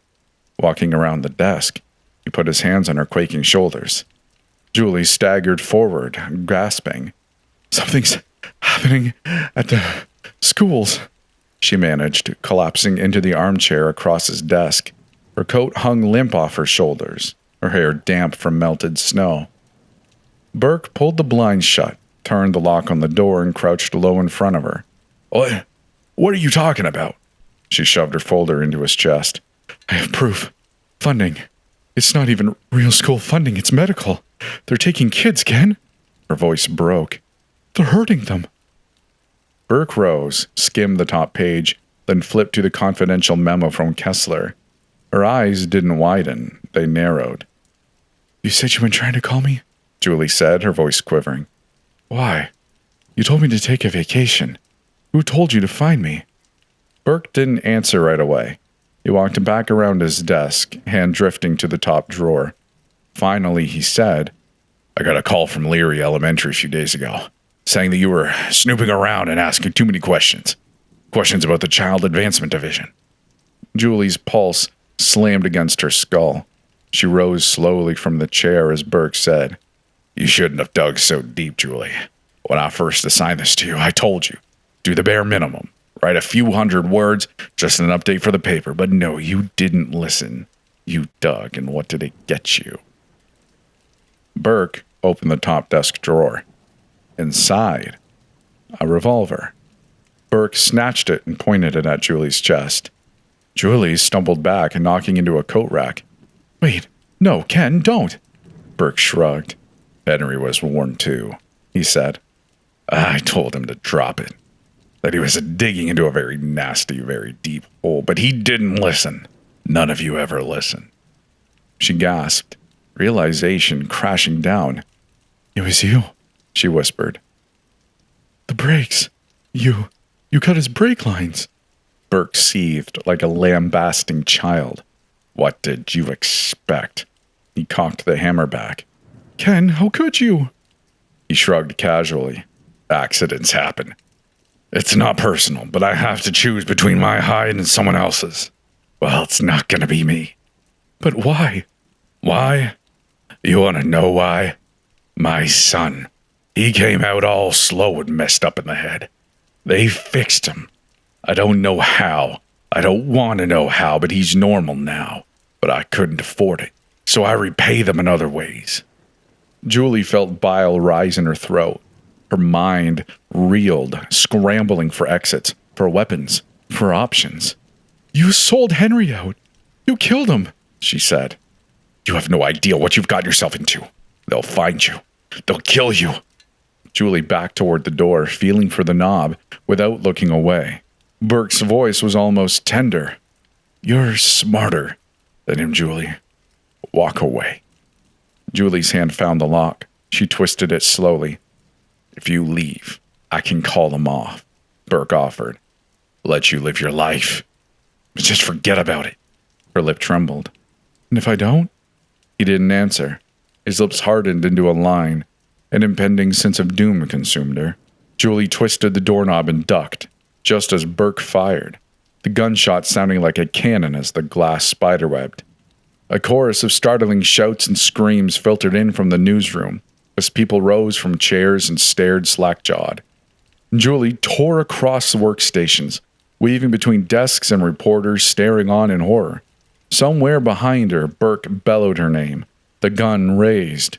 She flew through the front door so hard it rebounded off the wall. Outside now, down the icy steps. "Don't trip." Another gunshot cracked from behind her. Julie ducked low as she sprinted. She put her arms behind her, traversing the icy sidewalk as fast as she could. She didn't stop until she reached the alley across the street. She crouched low behind a dumpster, chest heaving, peeking out just in time to see the office doors swing open again. Burke stumbled out, alone, but he didn't chase her. Instead, he stood in the doorway, gun still clutched in one trembling hand. His hair was amused, his tie askew. He looked around the street with haunted, hollow eyes, like a man who had just realized he was already dead. His eyes scanned the alley, and when they passed right over her without displaying recognition, she saw the moment Burke broke. She stayed silent as Burke pressed the barrel of the gun underneath his own chin. He hesitated a split second, mouthed something she couldn't catch, then pulled the trigger. His head exploded like a grapefruit as he dropped like a sack of potatoes in the Beacon's doorway. Reporters inside screamed. December 12th, 1969. Julie left without a plan, without speaking to the police. Only an address scribbled on a sticky note, a map of the eastern United States, and the hollow ache of adrenaline as its remnants leaked from her bones. It was just past 4 when she merged onto the highway, the horizon already bruising purple. The snowfall started outside Boston, sparse at first, a few lazy flakes drifting down and vanishing against the salt-streaked asphalt, smudged away by her wipers working overtime. By the time she crossed into New York, it thickened. The wipers squealed across the glass, every mile marker passed slower than the last. Glancing in her mirrors, she adamantly stayed on the lookout for anyone following. Once or twice, the same black sedan pulled up close behind her, but both times they drifted into the left lane and past her. She stayed in that slower right lane. Every slip of the tires made her stomach lurch. The last thing she wanted to do was end up in a ditch. The drive was supposed to take 7 hours, maybe 8. The cities blurred past, Newark, Wilmington, Baltimore, each one a faint yellow array of lights drifting past the horizon, shrouded behind a wall of snow. By the time she reached the Maryland line, the sun had disappeared altogether. She had to stop and sleep for the night. Pulling off the freeway, she found a dingy motel, paid $10 for the room, showered, and then crashed. She was up at 9 the next morning and resumed her drive. The roads narrowed and the signs grew less frequent. Julie read the address again, even though she knew the words by heart. She studied the map she kept in the glove compartment. Her route would be a rural one, mainly side roads. A left turn past an abandoned gas station, a dirt path after that. The last half hour she drove alone through the woods in dewy morning fog so dense that the headlights barely illuminated the path ahead of her. Her mind drifted despite herself. Burke's gun, the roar of it, the way his head snapped back when he killed himself. God, what a mess. She pulled herself back to the present as a break appeared in the trees. An iron gate sat perched open. The sign bolted to the stone pillar read, "The Bradley Institute for Medical Research and Development, private access only." The open gate bothered her. Wouldn't they lock it? Well, no, why bother, especially being so remote and isolated? Then again, what if they were expecting her? Realizing she had come too far and was in too deep to turn back, Julie pulled up to the gate and killed the headlights. For a moment, she simply sat there staring through the frostbitten glass. Mustering up her dwindling courage, she drove through the gate and parked in one of the lots. She snatched her bag full of Henry's files, reached for the door handle, and stepped out into the cold. The wind fluttered and kicked up powdery bouts of snow. There were a few other cars, but the wind made it difficult to ascertain make and model. Strangely, there were no tire tracks, no visible signs of life. Was she in the right spot? Julie wiped her palms against her damp wool coat and took the first step forward, the snow crunching under her boots, the building looming ominously before her. The Institute was a towering, 3-story brick front with Art Deco architecture. With its perching gargoyles and pointed Empire State Building-esque spire, it looked like something built in the 20s or 30s. Every fiber of her being told her to run back to her car, fire it up and drive back home. But she knew that wasn't going to happen. She was in too deep and needed answers. A thought struck Julie Eisley as she pulled open the front entrance. I'm not going to leave this place, am I? She walked in anyway. A waiting room awash with clinical white awaited Julie as she stepped inside. Stark contrast to the old vintage appearance the building gave on the outside. White marble floors glistened from overhead lighting. White furniture adorned the waiting areas. White diamond chandeliers hung skyward. A receptionist, her white name tag read out as Lucille Weaver, called out, smiling warmly. Miss, can I see you over here, please? Julie obeyed. How can I help you? Lucille asked. Yes, I'm a reporter and I was hoping to speak to someone in charge. Lucille's smile stiffened. Well, in charge of what department? Julie played dumb. I'm not sure. Sorry, I'm kind of new on the job. Julie wished she knew how to blush on demand. Oh, that's fine, Lucille laughed. I'm not too far along myself. After a moment of Julie rummaging, Lucille added, I have a department directory if you'd like to see it, just to jog your memory. Sure, that would be great, Julie smiled. Lucille retrieved a laminated slip of paper and slid it across the desk. The Bradley Institute, Administrative Directory, effective as of November 1st, 1969. Founder and Executive Director, Dr. Bradley Kessler. Director of Medical Advancement Operations, Dr. Zachary Bryant. Director of Psychological Assessment Wing, Dr. Celeste Wyman. Director of Research and Development, Dr. Jack Simpson. Director of Family Services Coordination, Dr. Grant Collier. Director of Institutional Security Oversight, Captain Matthew Delano. Head of Logistics and Special Courier Services, Mr. Randall Spear. Coordinator of Reintegration Liaison Unit, Mrs. Irene Wallace. Julie only had to read the first line to know who she needed to speak to. She jabbed her finger at the sheet and told Lucille, Yes, with Dr. Kessler. Lucille's gaze narrowed. Are you sure? Yep. You must be mistaken, Mrs. Eisley. Julie Eisley, and why am I mistaken? Because Dr. Kessler doesn't arrange interviews with the press. Just ask. I was told by your public relations department that he would speak with me. And just what does this interview pertain to? That's between me and Dr. Kessler. Lucille caved but eyed Julie suspiciously. Okay, let me just call upstairs. She punched some numbers on her phone, held the receiver up to her ear and said, Yes, hello, yes. Sorry to bother you, but there's a woman here to see you and... Yes, sir, I know. She held the phone away from her ear and told Julie. Sorry, Dr. Kessler has no scheduled appointments today. He's busy in the lab. Are you sure it's him? Really? Your medical lab has phones? How convenient. I saw your console. You called his office. Lucille flushed. Yes, it is quite convenient. Now please leave. That did it. Julie glowered at the receptionist and dug into her purse, snatching the contents of Henry's folder. She chucked the bundle onto Lucille's desk. The receptionist, startled, jumped back in her seat as the paper landed with a heavy thud. Julie leaned over the desk and sneered. If you don't get him down here, I have a contact who will release everything in there to every major paper and news organization in the country.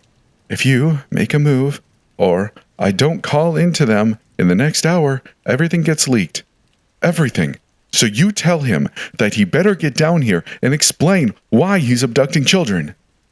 Lucille looked stunned. She blanched, her lips sputtering like an old engine, but no words escaped her lips. Tell him, Julie said coldly, a new wave of indignant rage coursing through her brain. Yes, ma'am. Lucille placed the white phone receiver back against her ear, replayed the message to the doctor on the other end, braced herself for a verbal lashing, apologized, then hung up. He'll be right down. You can sit over there. Lucille pointed to a waiting room in the lobby, furnished with small white plastic chairs. I'll stand right here and wait, Julie said, reaching across Lucille's desk and reclaiming the folder as her own. She held it under her arm as the elevator light began lowering. What do you think you could just barge in here and do whatever you want? Lucille spat. Julie ignored her.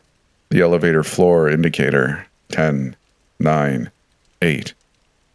You think you're going to expose anything here? You won't. They won't let you leave. Julie heard a click behind her. Her head on a swivel, she looked over her shoulder. The front doors. She turned back to Lucille, whose face was plastered with a wicked triumphant grin. You're dead. Might as well be standing in front of a firing squad, she said. 3, 2, 1. Ding. The doors parted. An older man, mid-60s maybe, walked out and into the lobby. He wore a blue plaid dress shirt, tan tie, and white lab coat. The cursive stitching over the breast pocket read Dr. Bradley Kessler, M.D. A balding scalp glistened in between oceans of short black hair, the roots showing gray. Clearly he was in need of a fresh dye. His gray mustache perked up as he offered a friendly, cordial, even welcoming smile. I hear there's some kind of confusion down here. Hopefully I can sort everything out, he faced Julie. Hello, I'm Bradley Kessler. He stuck out his hand. Gray strands poked out the back, making him look vaguely ape-like. His hand and wrist was pocked and marked up and down with red inflamed petechia. She shook it, cold and rough. Julie, she said, cursing the crack in her voice. It's a pleasure. Are you nervous? He said, his eyebrows raising. His cheeks puffed slightly as his smile deepened. Julie didn't react.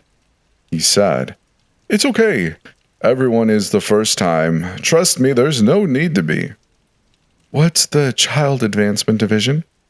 Kessler turned to Lucille, releasing his grip on her hand and spreading his arms wide like bird wings. Why, we don't beat around the bush, do we? He laughed, and as if on cue, she joined in. Julie remained stoic, silent. He clapped once. If you'd like, I'd be happy to schedule a tour for you. Our facilities are state-of-the-art, and I'd love to show you around sometime later. He checked his watch. Right now, I have some matters to attend to in my lab. My research is quite intensive. I'm sure you can understand that. No, I want to see what you're up to, Julie shouted. Kessler stood his ground but held his hands up defensively, turning to speak to Lucille. By golly, she's as mad as a wet hen, he laughed. Well, if you insist, I suppose I can spare you a few minutes. Follow me. He breezed past Julie and started walking up the shiny marble stairs. As Julie turned to follow, she glanced back at Lucille, who, with one hand, placed her thumb underneath her neck, jutted her chin out, then sliced the thumb across, insinuating a slit throat. Julie shuddered as the receptionist smiled and waved. She picked up the phone and began speaking into it as Julie ascended the stairs behind Kessler. He turned over his shoulder. So, Julie, what brings you to the Bradley Institute? Questions? Oh, and what answers do you think I can give you? All of them. Give, for instance. Why do you abduct children from schools and send them here? Kessler winced as they reached the second-level reception area. I think that's a strong verb, don't you? No? Why? We don't abduct children, Julie. She waggled the folder in his face. This says you do. She struggled to keep herself calm. And just, what is that? I assume medical records of my patients? Financials? You know that possession of both of those constitute felony crimes, don't you? When Julie didn't reply, Kessler looked down, shook his head, and smiled. Wait here. Sit. Make yourself comfortable. He pointed to another white plastic chair. With great trepidation, Julie lowered herself onto the hard surface. I'll be right back with our tour guide. She's great, you'll love her, Kessler said. With that, he spun and strode down a hallway. His dress shoes clicked sharply against the floor as he disappeared. Julie sat and waited, and waited, and waited. She glanced at her watch. 10 minutes already. She was about ready to stand up and explore when a flash of movement caught her eye. She glanced over and stopped breathing. Oh my God! Faye? Addie? Julie was dumbstruck. What were they doing here? Jules, Faye began, a melancholy expression oozing sympathy and compassion. I don't know where to begin. What the hell? What the hell are you doing here? Julie shouted, storming to her feet. Julie, please, language, Faye snapped, covering Addie's ears with her hands. No, you don't get to take her to a place like this and complain about me. She stomped over to the pair of them. Faye's eyes widened as she reflexively pushed the whimpering Addie behind her. Stop! You're scaring her! Why is she here? Jules! No! Why is my niece here? CAD, isn't it? Julie fumbled through the folder again, pulling out the sheet with the initials and schools on it. CM, Leary, AE, Leary, DP, Leary. Holy crap! AE, Addie, Eisley! It had been right in front of her the whole time and she missed it. Faye nodded, puffing out her chest defiantly. It's the best place for her. Are you out of your mind? They kidnap children and run experiments on them. Julie was apoplectic, a raging, wild, uncontrollable woman. The initial sheet flew out of her hand and fluttered to the floor. Faye shook her head, genuinely baffled. What in the world are you talking about? That's not what happens at all. Here, look. She tugged Addie forward, showing the girl in her pink winter coat. Does she look hurt? Damaged? Does she have a missing eye or no teeth? No, Jules, she's fine. CAD has helped her. Isn't that right, sweetie? Addie nodded meekly. They make me smarter. It's easier to remember and do things. She was a chatterbox before CAD. Now, she pays attention in class, gets straight A's. She's everything I knew she could be, and now the sky's the limit. Faye beamed down at her daughter. Julie noticed a small circular band-aid on the girl's upper forearm. A vaccine? What's that? Julie asked, pointing it out. Faye looked at it and smiled. Just her monthly injection. It's nothing, Jules. Just what Burke had told her only days ago. But what is it? What are they injecting her with? Julie screamed. Just then, a pair of tall, muscular security guards flanked her. She tried to run, but they grabbed her by the arms and yanked her off the ground. They stuffed her into a wheelchair and began fastening wide, leather straps around her body, both wrists and ankles. Julie fought and writhed, but was completely immobilized. Sorry, miss, one of the guards said to Faye. You're free to leave. This woman won't bother you or your daughter again. Wait, she's my sister. What are you going to do with her? Boss wants her to calm down before she hurts herself or someone else. We'll sedate her, let her recover, then send her home. Will I have to sign anything? No, we'll take care of everything. Outpatient. She'll be out within the hour. Thank you, Faye said. Her and Addie strolled past. Julie screamed for them to come back, to listen, but they disappeared as they descended the stairs. Just then, Kessler reappeared, a long phlebotomy needle nestled in his latex-gloved hand. full with some clear liquid. "Just relax," he said. Hands steadied her thrashing neck. She tried to bite, but there were no fingers in reach of her mouth. She screamed as the needle punctured her neck. She felt a fluid push into her. Her vision blurred around the edges, then went black. Julie awoke to snapping inches from her face. She blinked. Once, twice. A third time to clear the cobwebs. She tried to speak, but her jaw had been wired shut.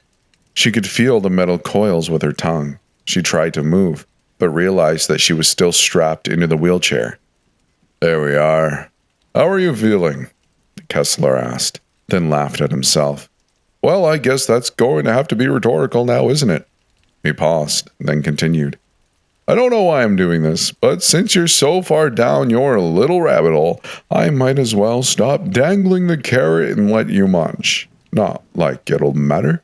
You won't ever leave this institute again, but just for fun. Perhaps my own amusement. I'll show you around." He walked behind her and gripped the handles of the wheelchair. He began pushing her. "You have a million questions, I'm sure. So let me start with something personal. You've been watched, no doubt. We have deep connections with various intelligence agencies that have no issue with harassing you and invading your privacy.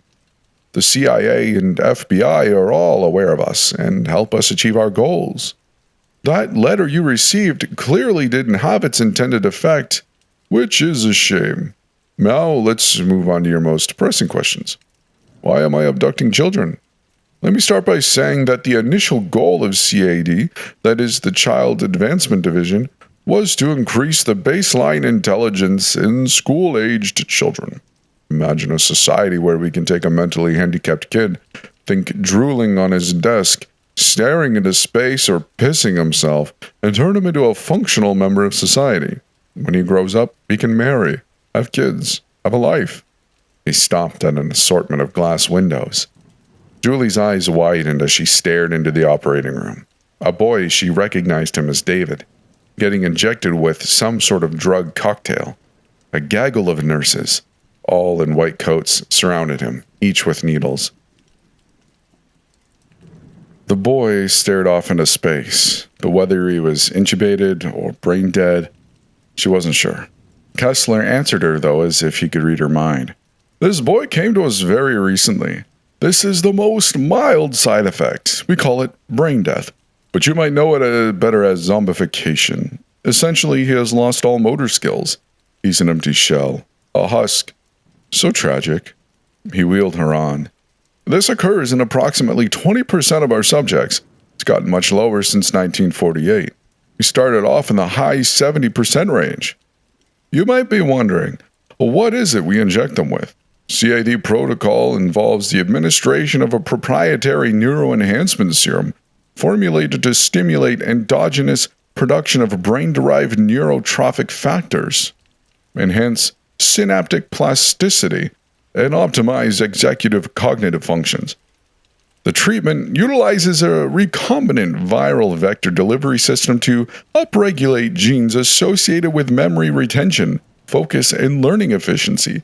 In layman's terms, it encourages accelerated neurogenesis, strengthens neural pathways, and elevates the child's cognitive potential beyond normative developmental thresholds." He stopped pushing the wheelchair and whispered in her ears. "In simpler terms, it's a little shot that helps children learn faster, remember more, and focus better. It makes their brains healthier and smarter. Think of it like fertilizer for a growing mind. Our results have been nothing short of miraculous. A 60-point increase in IQ across the board. And like I said earlier, it makes anyone baseline, but it can take a normal person like you and turn you into a genius overnight. 1 injection per month and you're debating Einstein on relativity theories." They moved on down the hall. "Regrettably, sometimes the side effects of our serum lead to unexpected complications." He stopped at more windows. Julie died inside when she saw the horrors that lay within. 3 girls, their bodies twisted and deformed like a pair of Siamese. Not twins, but triplets. Their arms entangled together like vines along a brick wall. their heads converging like tater tots that got stuck together in a fryer, their legs and bodies interconnected and interwoven like some sick kind of art sculpture. The body twitched every so often. An incomprehensible amount of rubber tubes ran into the body. Kessler laughed behind her. Oh, don't feel too bad, Julie. They're sedated. Besides, this is a mere anomaly. It has only happened once, and only when we combined the old formula with a newer experimental one. For our volunteers, we give them the tested, safe, proven serums, the formulas that have little to no side effects. For the reassigned children, think the deplorable, no good kids that can't even bother to speak our language, or are born with genetic, mental, or physical ailments. We research on them. But it's not as bad as it sounds. We always use painkillers, give them TVs, books, and 3 meals a day. And here for the greater good, Julie. Just imagine a world where everyone is intelligent. Think of the things we'd accomplish. You think the moon landing was a big deal? That will be nothing when my serum is implemented throughout the world. Now you might be wondering about family situations for the reassigned kids, and that is the hardest part of my job. You see, a family gets too indignant, asks too many questions, which they all do. We have to dispose of them, silence them. Their sacrifice is like their children, for the greater good of society. Finally, he reached the end of the hall. He stopped pushing and walked around to face Julie. I give these children a clean slate, Julie. I offer them something no one else can. Usefulness. Think, how many children live, breathe, eat, and die as elderly cripples and accomplish nothing? I can't count that high. But now, their lives have meaning, purpose. And now, Kessler smiled sadistically. So do you. Julie pleaded through her wired mouth, but nothing but moans escaped. Kessler clapped again. That's right. Now I have my first adult subject. And there's a whole host of serums I want to try out on you. And he put his finger to his chin, as if deep in thought. Since you've given me a headache, I don't think any painkillers are in your future. His smile was devilish, evil, and sadistic. Julie began to sob. Oh, don't feel so bad, he said, walking back around and wheeling her down a new hallway. You'll be kept safe and sound. He pushed her into a large operating room where a trio of nurses stood, examining a ghastly instrument pile. Scalpels, needles, rubber tubes, forceps, pliers, and other medieval-looking devices splayed out over the metal table. To the nurses, Kessler said, Okay, let's get her on the gurney. Julie was unstrapped from the chair and promptly secured onto the gurney.